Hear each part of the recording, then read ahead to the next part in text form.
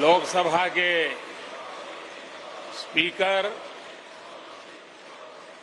आदरणीय श्री ओम बिरला जी, राज्यसभा के उपसभापति श्री हरिवंश जी, माननीय सांसदगण, सभी वरिष्ठ जनप्रतिनिधि, विशिष्ट अतिथि, अन्य सभी महानुभाव और मेरे प्यारे देशवासियों, हर देश की विकास यात्रा में कुछ पल ऐसे आते हैं जो हमेशा के लिए अमर हो जाते हैं।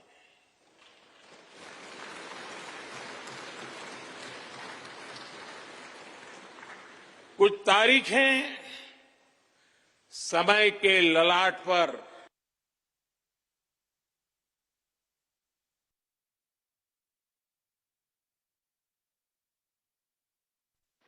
आज 28 मई 2023 का ये दिन ऐसा ही शुभ अवसर है।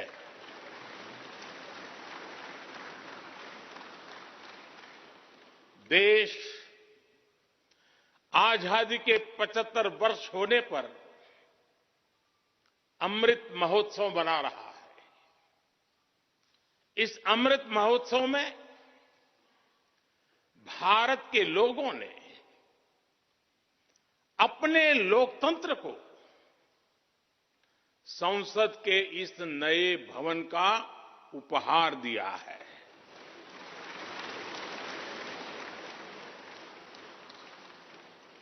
आज सुबह ही संसद भवन परिसर में सर्वपंथ प्रार्थना हुई है। मैं सभी देशवासियों को भारतीय लोकतंत्र के इस स्वर्णिम क्षण की बहुत बहुत बधाई देता हूं।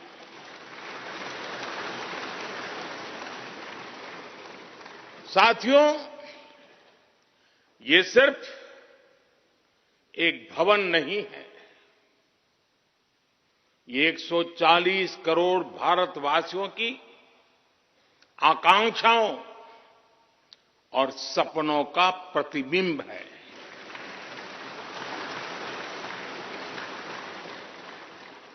ये विश्व को भारत के दृढ़ संकल्प का संदेश देता हमारे लोकतंत्र का मंदिर है।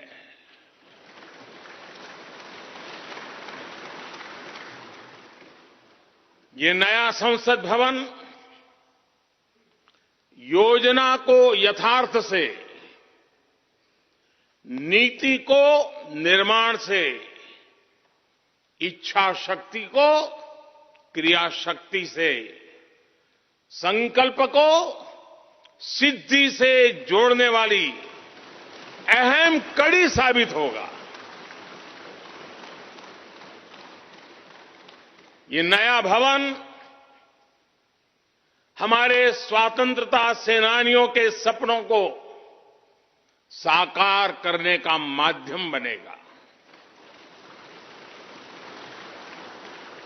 ये नया भवन आत्मनिर्भर भारत के सूर्योदय का साक्षी बनेगा।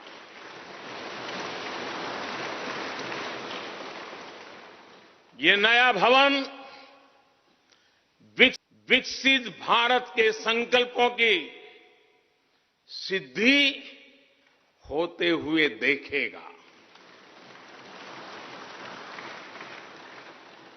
ये नया भवन नूतन और पुरातन के सह अस्तित्व का भी आदर्श है। साथियों, नए रास्तों पर चलकर ही नए प्रतिमान गढ़े जाते हैं।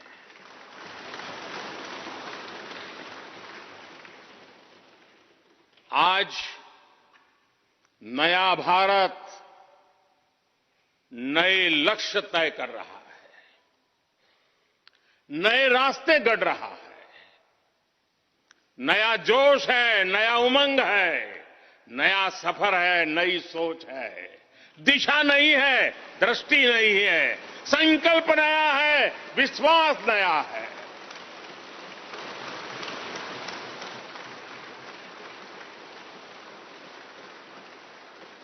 और आज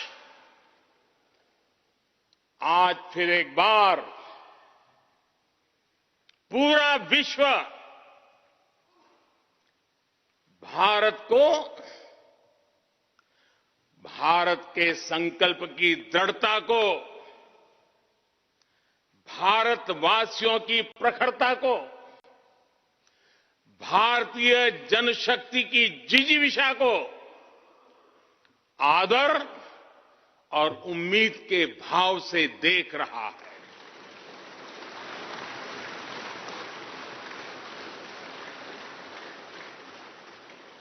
जब भारत आगे बढ़ता है तो विश्व आगे बढ़ता है।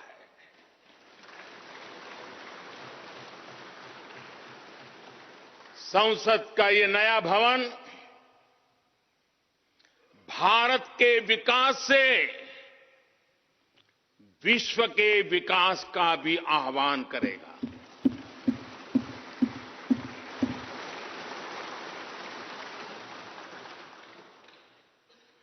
साथियों, आज इस ऐतिहासिक अवसर पर कुछ देर पहले संसद की इस नई इमारत में पवित्र सेंगोल की भी स्थापना हुई है।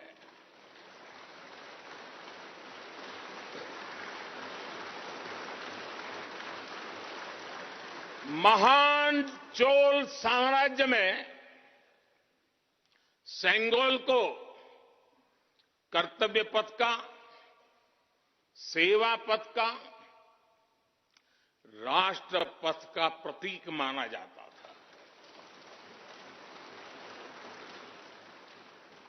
राजा जी और आदीनम के संतों के मार्गदर्शन में यही सेंगोल सत्ता के हस्तांतरण का प्रतीक बना था। तमिलनाडु से विशेष तौर पर आए हुए आदीनम के संत आज सुबह संसद भवन में हमें आशीर्वाद देने उपस्थित हुए थे। मैं उन्हें पुनः श्रद्धापूर्वक नमन करता हूं। उनके ही मार्गदर्शन में लोकसभा में ये पवित्र सेंगोल स्थापित हुआ है। पिछले दिनों मीडिया में इसके इतिहास से जुड़ी बहुत सारी जानकारी उजागर हुई है। मैं इसके विस्तार में नहीं जाना चाहता हूं, लेकिन मैं मानता हूं ये हमारा सौभाग्य है कि इस पवित्र सेंगोल को हम उसकी गरिमा लौटा सके हैं, उसकी मान मर्यादा लौटा सके हैं। जब भी इस संसद भवन में कार्यवाही शुरू होगी, ये सेंगोल हम सभी को प्रेरणा देता रहेगा। साथियों, भारत एक लोकतांत्रिक राष्ट्र ही नहीं बल्कि लोकतंत्र की जननी भी है, मदर ऑफ डेमोक्रेसी भी है। भारत आज वैश्विक लोकतंत्र का भी बहुत बड़ा आधार है। लोकतंत्र हमारे लिए सिर्फ एक व्यवस्था नहीं, एक संस्कार है, एक विचार है, एक परंपरा है। हमारे वेद हमें सभाओं और समितियों के लोकतांत्रिक आदर्श सिखाते हैं। महाभारत जैसे ग्रंथों में गणों और गणतंत्रों की व्यवस्था का उल्लेख मिलता है। हमने वैशाली जैसे गणतंत्रों को जीकर दिखाया है। हमने भगवान बसवेश्वर के अनुभव मंटपा को अपना गौरव माना है। तमिलनाडु में मिला 900 ईस्वी का शिलालेख आज भी हर किसी को हैरान कर देता है। हमारा लोकतंत्र ही हमारी प्रेरणा है। हमारा संविधान ही हमारा संकल्प है। इस प्रेरणा,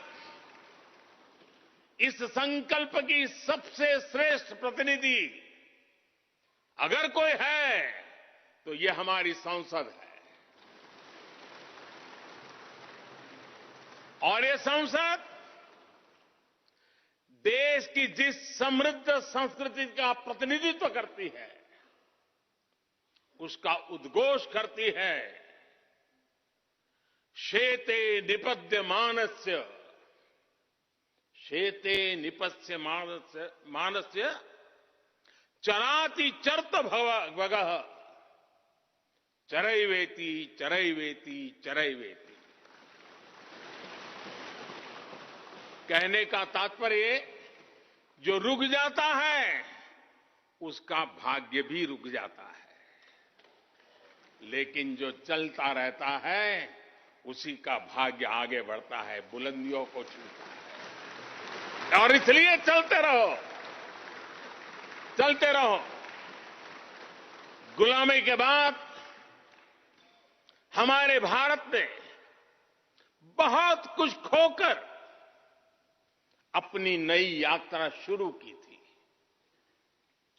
वो यात्रा कितने ही उतार चढ़ावों से होते हुए, कितनी ही चुनौतियों को पार करते हुए आजादी के अमृत काल में प्रवेश कर चुकी है। आजादी का ये अमृत काल विरासत को सहेजते हुए विकास के नए आयाम गढ़ने का अमृत काल है। आजादी का ये अमृत काल देश को नई दिशा देने का अमृत काल है। आजादी का ये अमृत काल अनंत सपनों को, असंख्य आकांक्षाओं को पूरा करने का अमृत काल है। इस अमृत काल का आह्वान है, इस अमृत काल का आह्वान है मुक्त मातृभूमि को, मुक्त मातृभूमि को नवीन पान चाहिए, नवीन पर्व के लिए नवीन प्राण चाहिए। मुक्त गीत हो रहा, मुक्त गीत हो रहा नवीन राग चाहिए, नवीन पर्व के लिए नवीन प्राण चाहिए।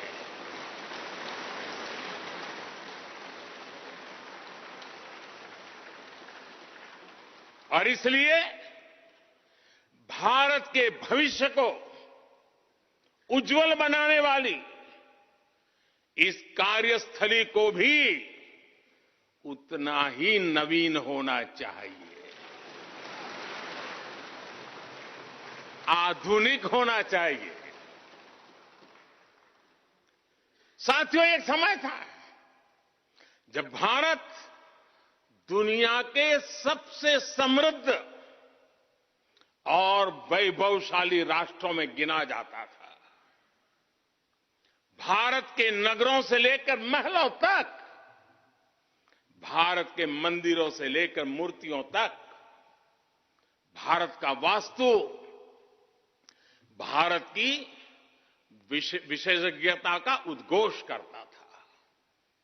सिंधु सभ्यता के नगर नियोजन से लेकर मौर्यकालीन स्तंभों और स्तूपों तक चोल शासकों के बनाए भव्य मंदिरों से लेकर जलाशयों और बड़े बांधों तक भारत का कौशल विश्व भर से आने वाले यात्रियों को हैरान कर देता था। लेकिन सैकड़ों साल की गुलामी ने हमसे हमारा ये गौरव छीन लिया।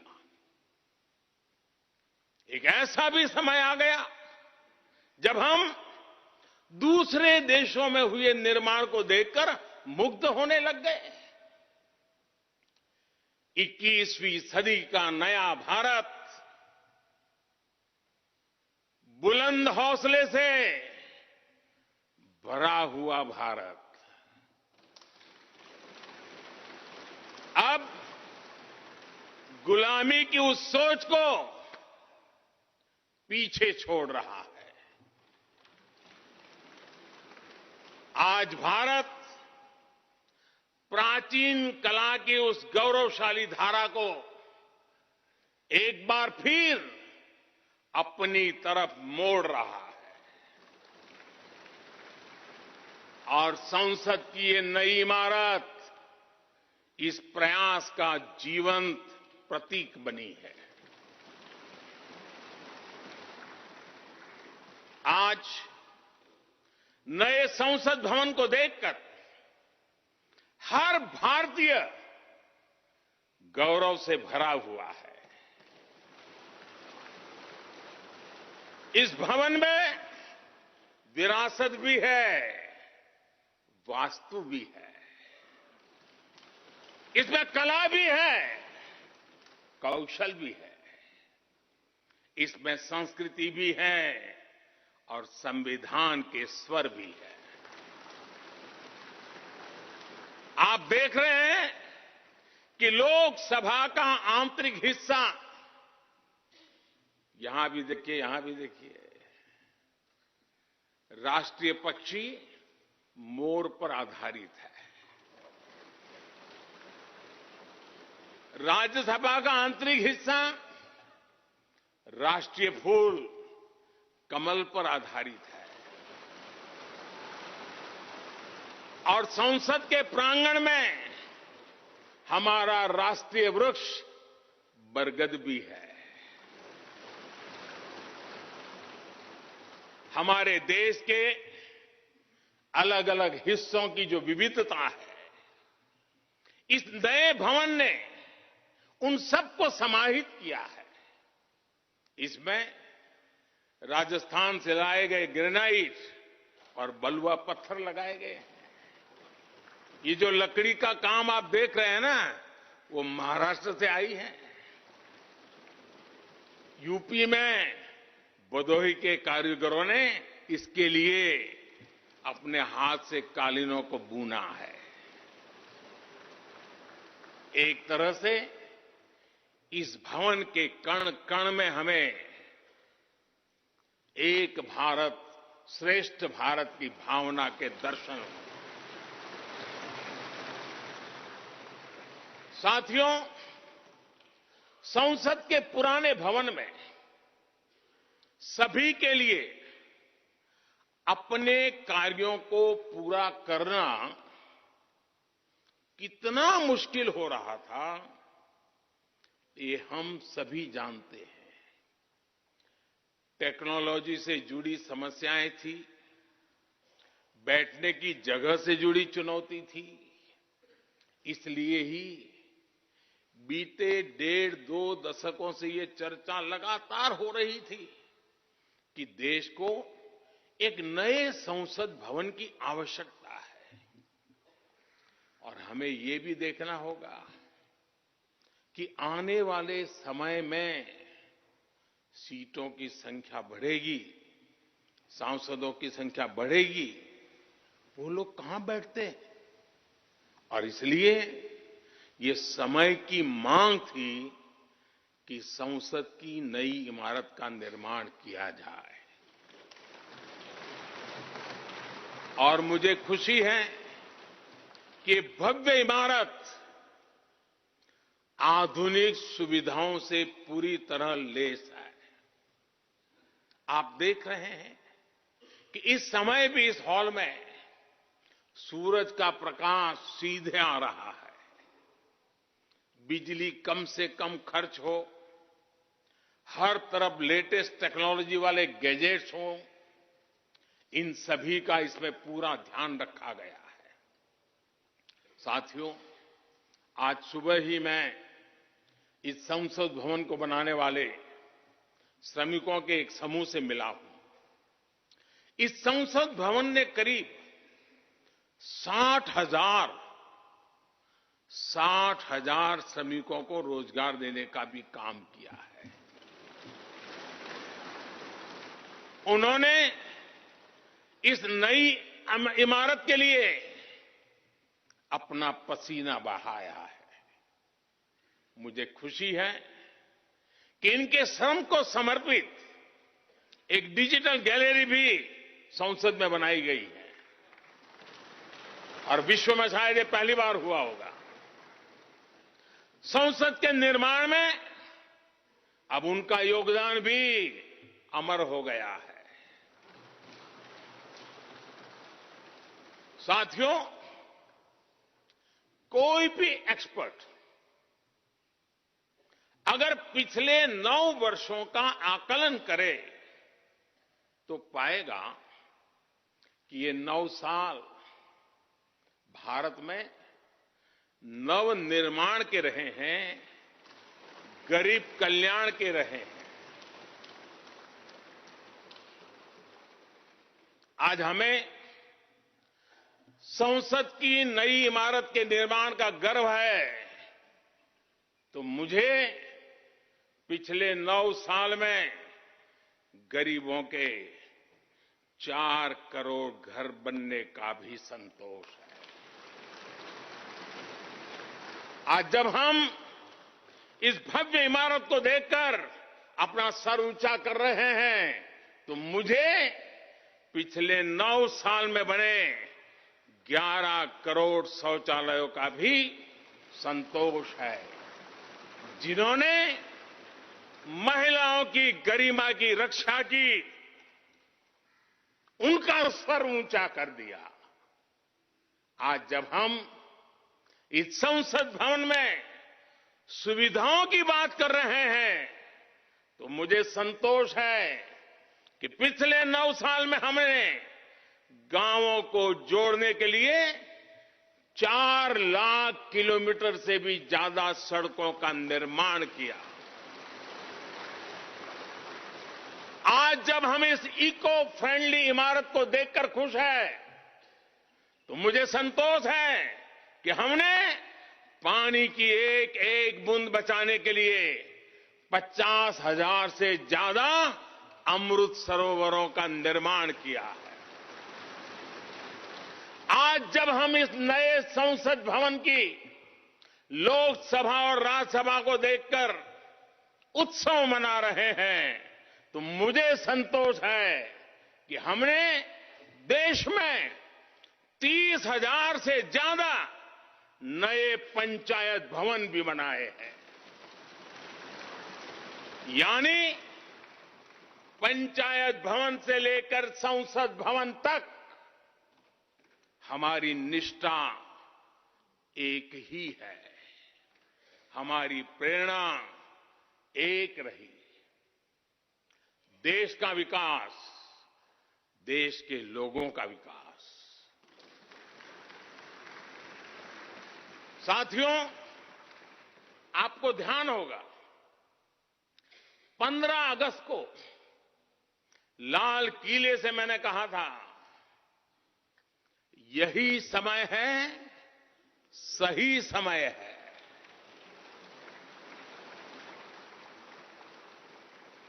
हर देश के इतिहास में ऐसा समय आता है जब देश की चेतना नए सिरे से जागृत होती है। भारत में आजादी के 25 साल पहले, 47 के पहले 25 साल याद कीजिए, आजादी के 25 साल पहले ऐसा ही समय आया था।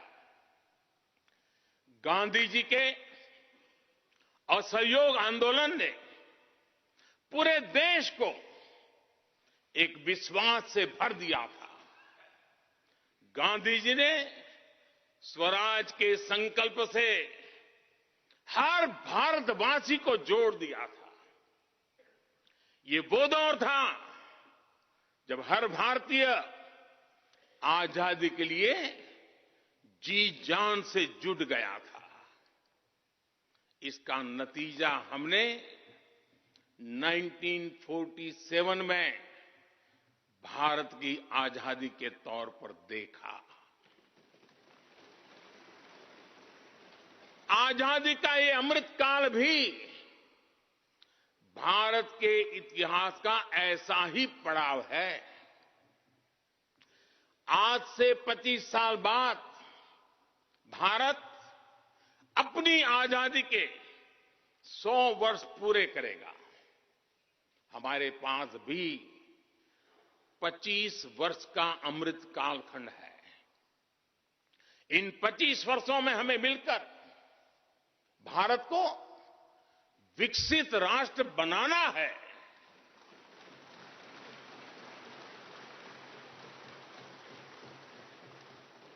लक्ष्य बड़ा है, लक्ष्य कठिन भी है, लेकिन हर देशवासी को आज इसके लिए जी जान से जुटना ही है।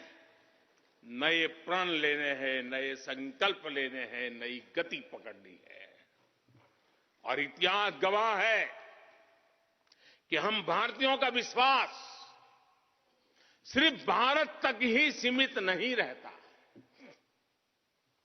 हमारी आजादी की लड़ाई ने दुनिया के बहुत सारे देशों में उस समय एक नई चेतना जागृत कर दी थी। हमारी आजादी की लड़ाई से भारत तो आजाद हुआ ही, साथ ही कई देश आजादी की राह पर चल पड़े। भारत के विश्वास ने दूसरे देशों के विश्वास को सहारा दिया था। और इसलिए भारत जैसा विविधता से भरा देश, इतनी बड़ी आबादी वाला देश, इतनी सारी चुनौतियों से लड़ने वाला देश जब एक विश्वास के साथ आगे बढ़ता है तो इससे दुनिया के अनेक देशों को प्रेरणा भी मिलती है। भारत की हर सफलता आने वाले दिनों में दुनिया के अलग अलग भूभाग में अलग अलग देशों की सफलता के रूप में प्रेरणा का कारण बनने वाली है। आज यदि भारत तेजी से गरीबी दूर करता है तो ये कई देशों को गरीबी से बाहर आने की प्रेरणा भी देता है। भारत का विकसित होने का संकल्प कई और देशों का संबल बनेगा। इसलिए भारत की जिम्मेदारी और बड़ी हो जाती है। और साथियों, सफलता की पहली शर्त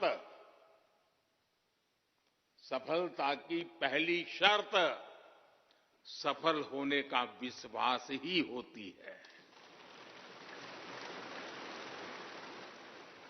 ये नया संसद भवन इस विश्वास को नई बुलंदी देने वाला है। ये विकसित भारत के निर्माण में हम सभी के लिए नई प्रेरणा बनेगा। ये संसद भवन हर भारतीय के कर्तव्य भाव को जागृत करेगा।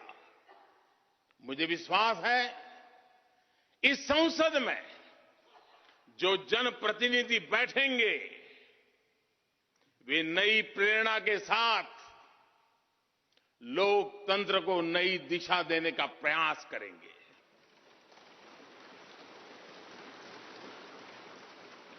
हमें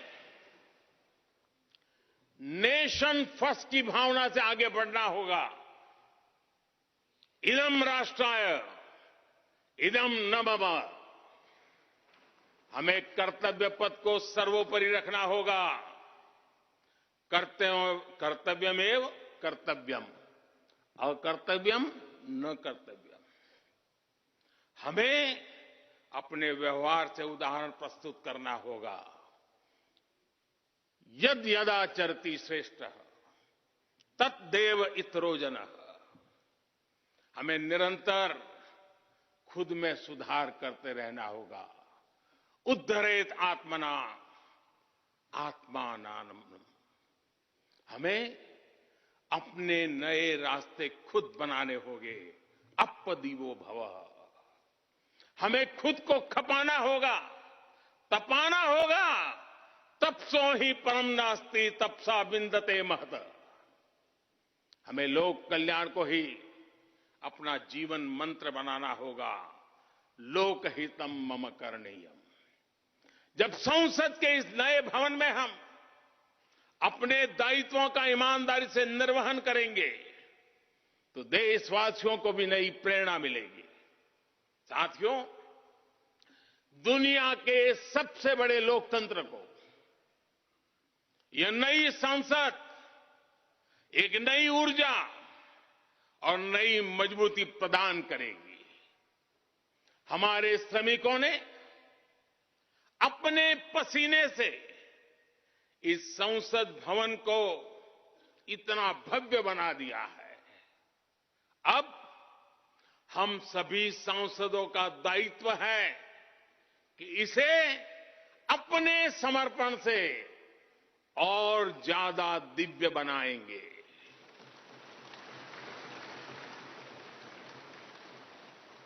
एक राष्ट्र के रूप में हम सभी 140 करोड़ भारतीयों का संकल्प ही इस नई संसद की प्राण प्रतिष्ठा है।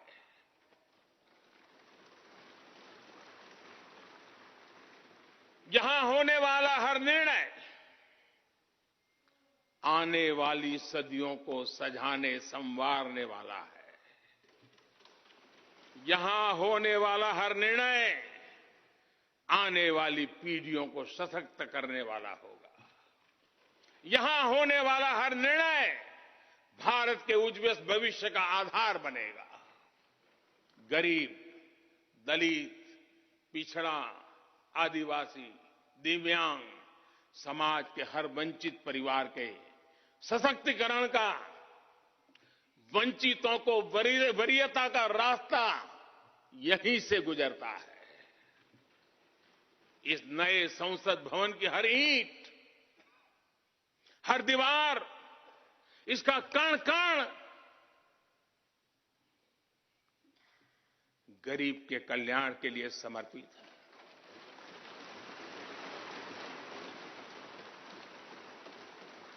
अगले 25 वर्षों में संसद के इस नए भवन में बनने वाले नए कानून भारत को विकसित भारत बनाएंगे। इस संसद में बनने वाले कानून भारत को गरीबी से बाहर निकालने में मदद करेंगे। इस संसद में बनने वाले कानून देश के युवाओं के लिए, महिलाओं के लिए नए अवसरों का निर्माण करेंगे। मुझे विश्वास है संसद का यह नया भवन नए भारत के सृजन का आधार बनेगा। एक समृद्ध, सशक्त और विकसित भारत नीति, न्याय, सत्य, मर्यादा और कर्तव्य पथ पर और सशक्त होकर चलने वाला भारत। मैं समस्त भारतवासियों को नए संसद भवन की फिर से बहुत बहुत बधाई देता हूं।